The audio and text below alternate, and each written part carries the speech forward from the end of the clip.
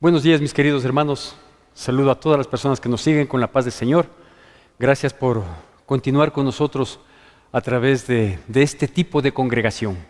Es decir, todos acudimos a tratar de permanecer en la palabra de Dios a través de estos medios. Ciertamente, depende el uso que le demos para que sea una bendición y creo que así lo estamos recibiendo de ese modo.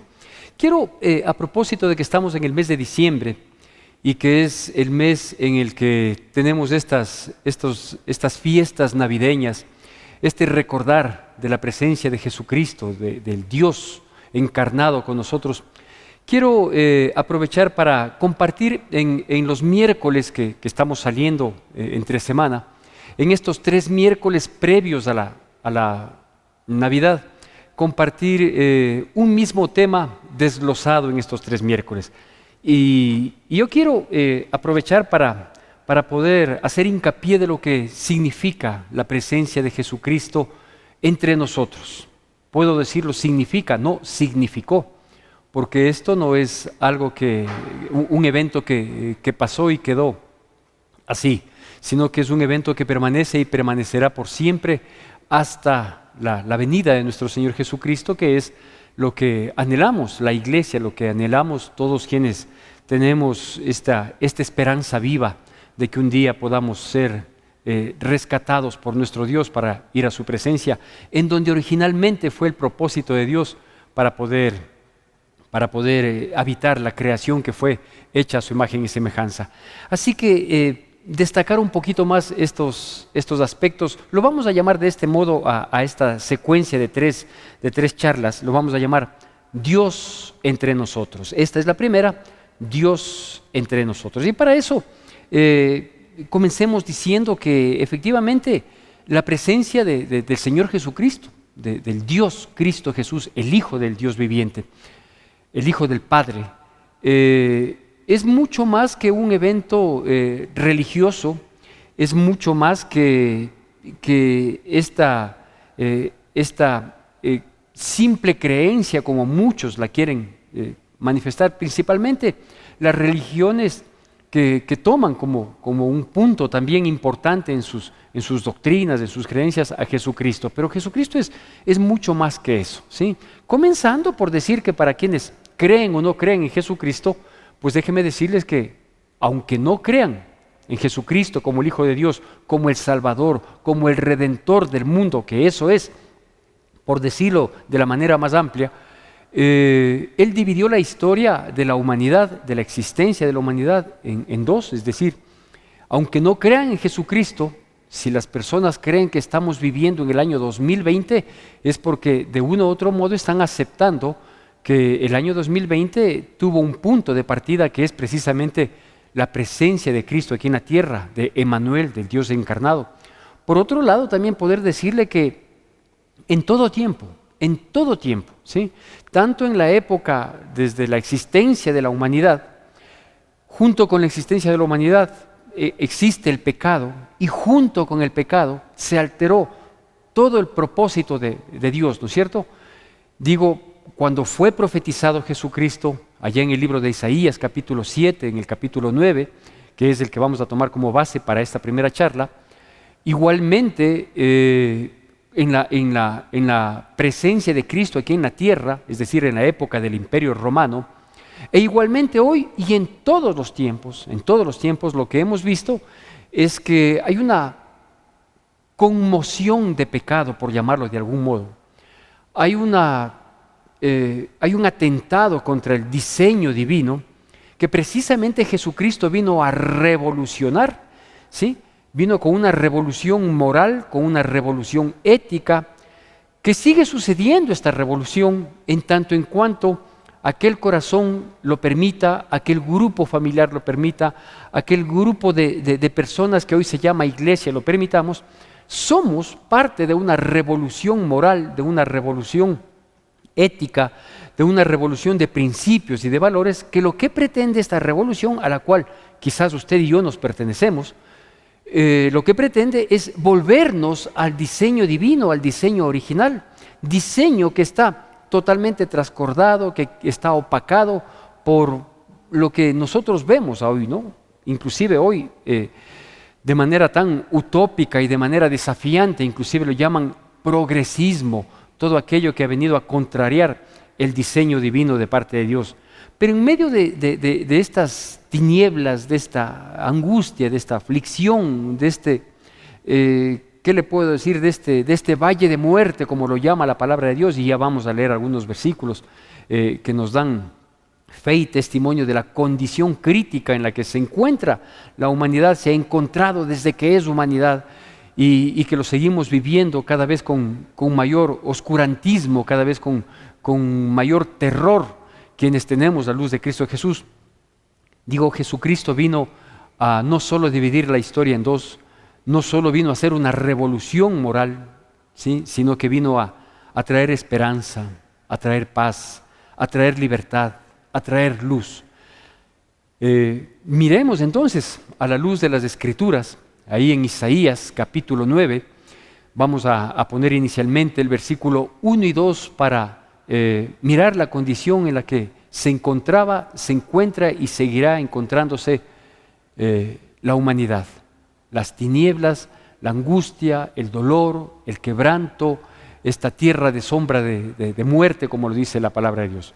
Miremos pues, Isaías capítulo 9, versículos 1 y 2, la palabra de Dios dice así. Yo hago la lectura de la palabra y le pido por favor que usted siga con la debida atención y con la reverencia que amerita la bendita palabra de Dios. Mas no habrá siempre oscuridad para los que están ahora en angustia, tal como la aflicción que la vino en el tiempo que livianamente tocaron la primera vez la tierra de Zabulón y la tierra de Neftalí. Pues al fin llenará de gloria el camino del mar de aquel lado del Jordán en Galilea de los gentiles.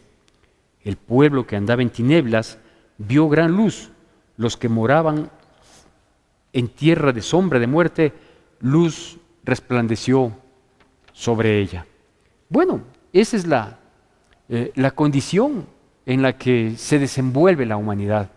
Si nosotros nos permitimos, como lo voy a hacer, sacar solo ciertos vocablos, ciertos términos que se mencionan ahí, nos habla de oscuridad, de angustia, de aflicción, de tierra en sombra de muerte.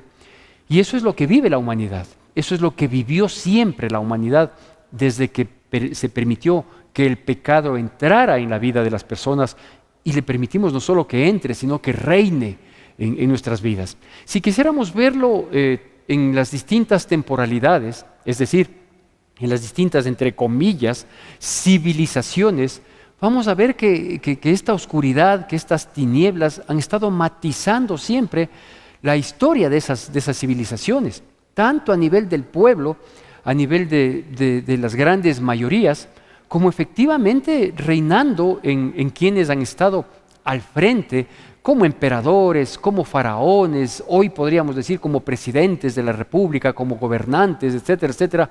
Siempre las tinieblas, siempre la aflicción, siempre el dolor para las mayorías, siempre el deleite en el pecado. Podríamos inclusive identificar dos grandes pecados que han permanecido y mantienen su vigencia hasta el día de hoy, que hoy lo denominamos en términos generales corrupción, así es. Pero estos dos, yo me atrevo a decir, han sido la inmoralidad, principalmente en el ámbito sexual, ¿sí? Y por otro lado, el consumo de todo lo que ha sido drogas, sustancias que alteran el comportamiento cabal de las personas, ¿no es cierto? Eso lo vemos en todos los imperios, ¿sí?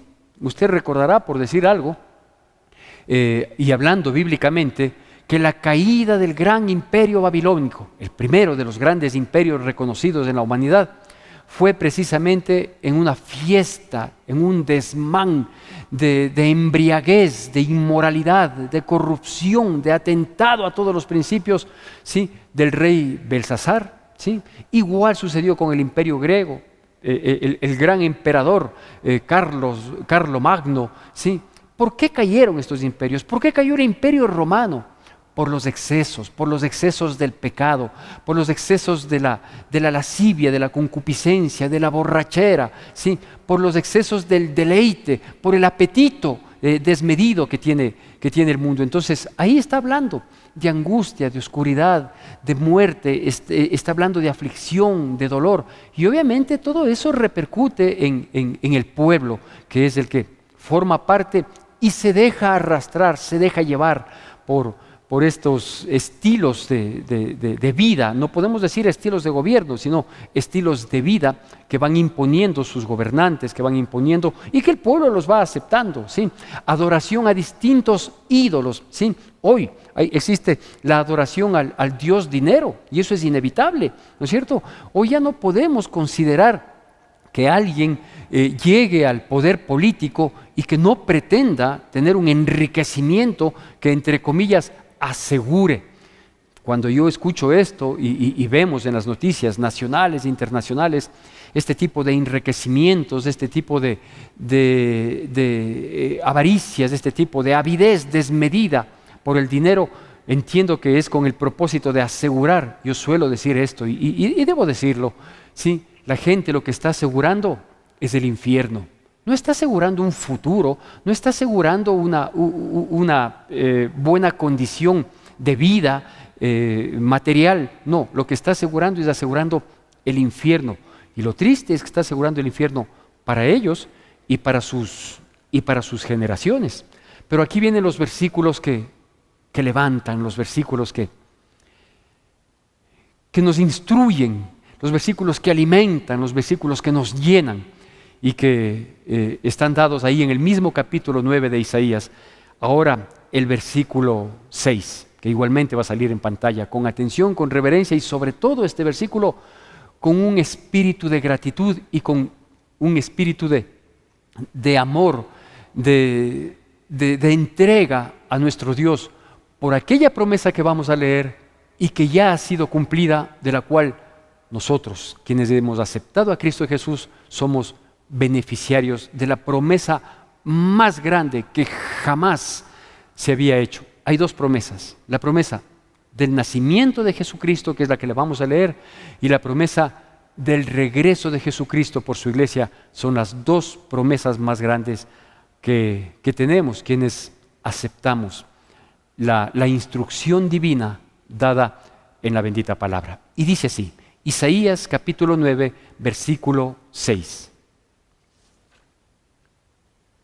Porque un niño nos es nacido, hijo nos es dado, y el principado sobre su hombro, y se llamará su nombre admirable, consejero, Dios fuerte, Padre eterno, príncipe de paz.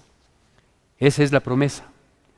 Cuando esto fue profetizado aproximadamente unos 800 años antes de la presencia de Jesucristo aquí en la tierra, con seguridad todos los que escucharon esta profecía no solo que no la entendieron, sino que posiblemente hasta la reprocharon, a pesar de que estaban viviendo momentos difíciles, críticos, de oscuridad, de aflicción, a pesar de que requerían aquella revolución moral que Jesucristo lo hizo y lo viene haciendo cada vez que se le da el espacio para que Él reine, porque Él la única posibilidad que tiene es de ser rey, nada menos que eso. Aquí nos habla de algunos aspectos, de 5 nombres, hay quienes así lo mencionan, pero yo quiero tomar en consideración 2 aspectos que también se mencionan en este versículo y que es necesario que nosotros podamos destacarlos. La primera dice que un niño nos es nacido. Esto habla de la presencia humana de alguien que habría de venir a causar toda esta revolución moral, esta revolución inclusive religiosa, porque la presencia de un niño nacido es algo normal, es algo que nosotros podemos entenderlo, comprenderlo, quienes vivimos en esta vida y quienes más aún tenemos el privilegio de ser padres, sabemos que es una venida normal, ¿sí? La presencia de un niño, ¿sí?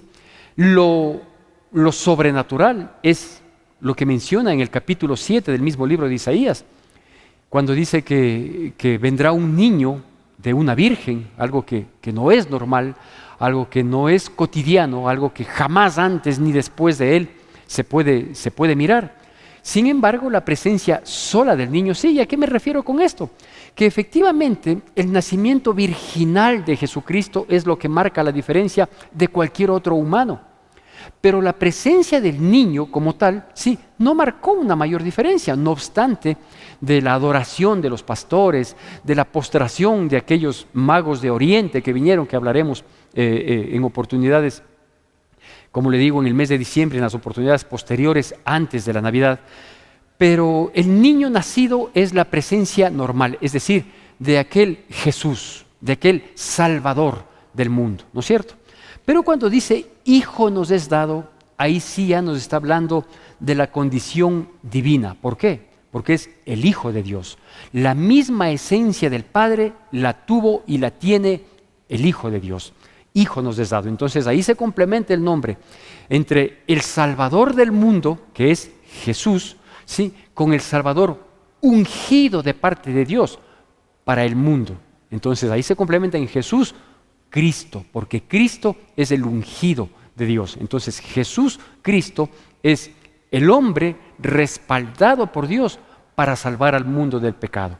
¿Y cómo es que se logró esto? Pues permítame hacerle un pequeño desglose de cada uno de estos atributos, de estos nombres que se le da a Jesucristo. Cuando habla de admirable, estamos diciendo que efectivamente Jesucristo, la admiración es algo que llama una atención, que causa una sorpresa y sobre todo que invita a una contemplación. Déjeme decirle que Jesucristo es admirable no solo por su nacimiento, no solo por su sujeción humana a sus padres humanos a quienes se les otorgó esa condición de que se manifiesten como padres humanos, sino que Él es admirable por su condición de su corazón, del amor. Es admirable cómo un ser humano aquí en la tierra llamado Jesús recibió tanto rechazo de los suyos, porque a los suyos vino y los suyos no le recibieron, que fueron los judíos. Recibió tanto insulto porque más de una vez fue llamado que él actuaba en nombre de Belcebú. Y admirablemente de él nunca salió reproche. Admirablemente de él nunca salió una palabra de conflicto, nunca salió algo que en su justa defensa pudo haber salido. Así que él es digno de contemplación porque aún estando en el hecho de su muerte, sabiendo él que lo que estaba es consumando el plan divino, el plan de su Padre, de su boca solo salieron palabras de amor. De su boca y de sus ojos solo salió una mirada de contentamiento por saber que estaba cumpliendo el plan de Dios para darnos a usted y a mí, parte de esta humanidad pecadora, darnos la oportunidad de tener un diferente estilo de vida. Admirable. ¿Cómo no es digno de ser contemplado por las eternidades y de generación en generación hasta siempre? Otro de los nombres que se le da es consejero, y esto habla de guía, de que nos encamina. Pero quizás la mejor descripción como consejero es volvernos a la senda. Volvernos a la senda, porque el consejo es el que vuelve a encauzarnos en los propósitos correctos. El consejo es el que trata de hacernos recapacitar para que nosotros encontremos la luz, el camino, la claridad. El consejo es el que endereza aquello que está chueco, aquello que está torcido, aquello que nos distrae del objetivo correcto. Él es precisamente Jesucristo, el consejero. Él es el que vino a ser la luz cuando estábamos en tinieblas para volvernos a la senda del Padre. Jesucristo es el consejo viviente porque es el Verbo encarnado.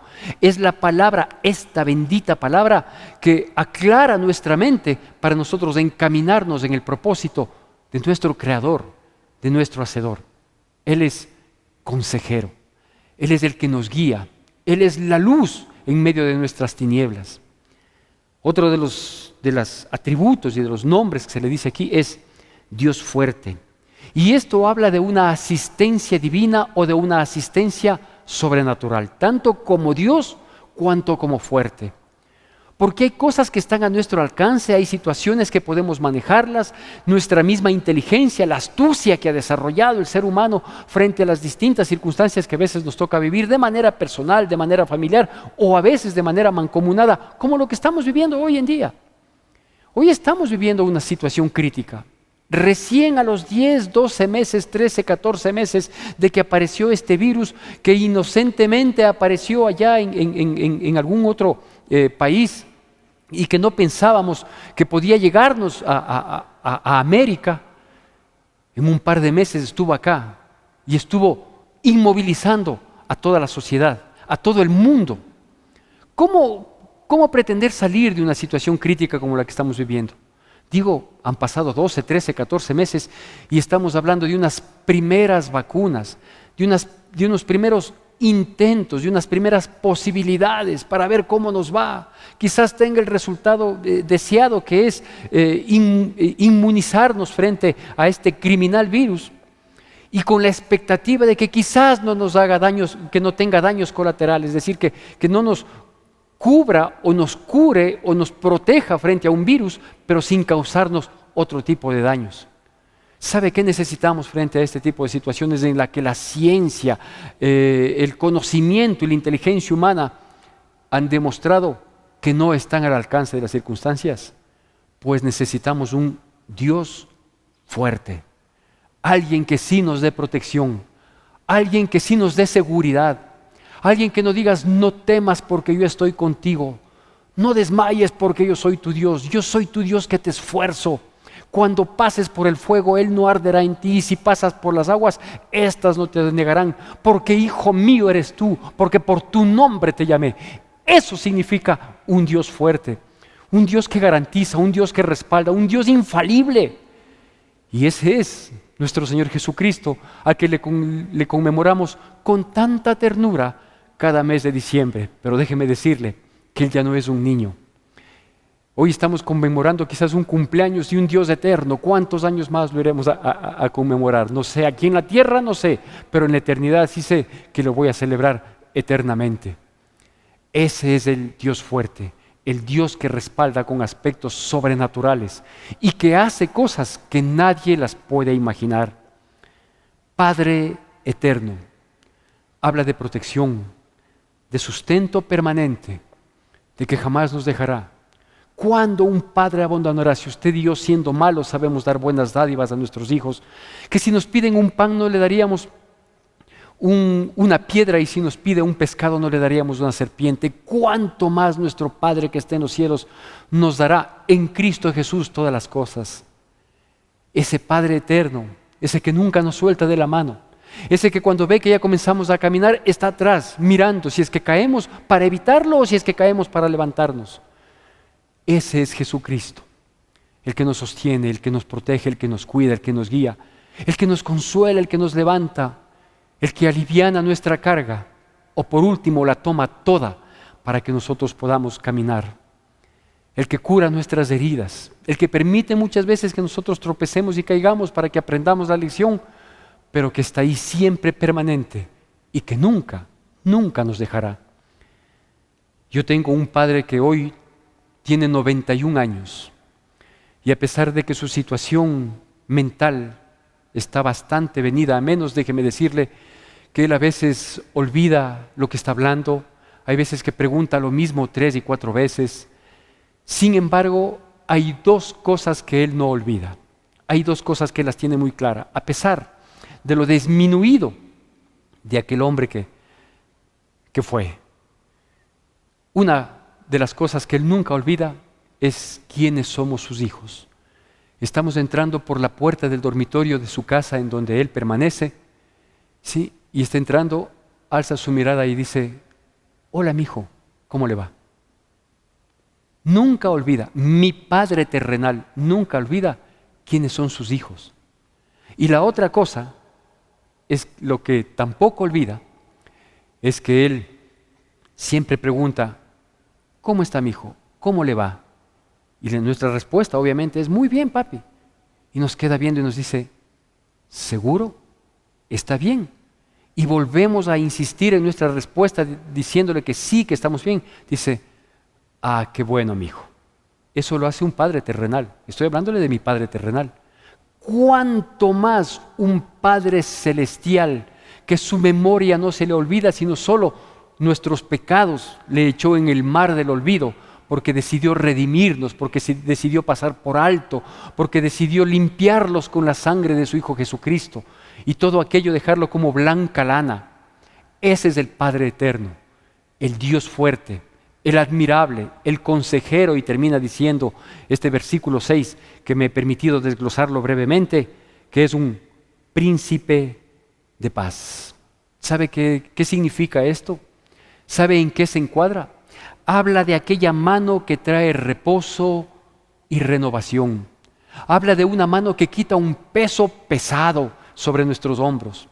Esa es la paz que Dios nos da. Esa es la paz que sobrepasa todo entendimiento.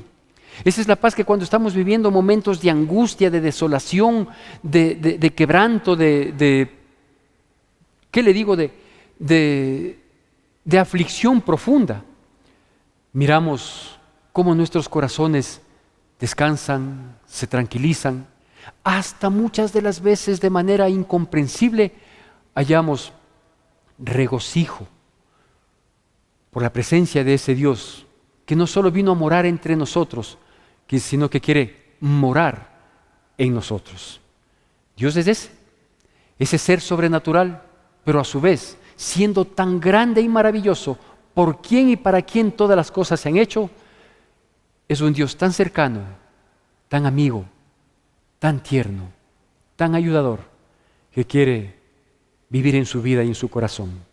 Y usted me dirá, ¿sabe que a mí me suena esto como muy poético, como muy romántico, como muy sentimental? Pues sí, exactamente así es. Yo le invito para que usted experimente a ese Dios admirable, a ese consejero, a ese Dios fuerte, a ese Padre eterno y a ese príncipe de paz. Usted lo puede experimentar en su vida todos los días. Solo tiene que abrir su corazón, solo tiene que reconocer su condición de pecador y decirle: yo necesito ser salvado de esta condición que me trae dolor y muerte. Y te invito a ti, Cristo Jesús, para que vengas, ya no a nacer en un pesebre, sino a apoderarte y nacer en mi corazón y apoderarte de toda mi vida. Me entrego por completo a ti y quiero experimentar tu presencia en mi vida por el resto de la vida que tú me regales, viviendo con esa paz, con esa dirección, bajo ese consejo, bajo esa protección del Dios fuerte, sostenido y sustentado por ese Padre eterno, porque mi anhelo es admirarte, contemplarte en la hermosura de tu santidad. Que Dios nos bendiga poderosamente y nos vamos a seguir viendo por este medio, al menos por lo que resta del mes de diciembre. Que Dios bendiga poderosamente su vida en Cristo Jesús.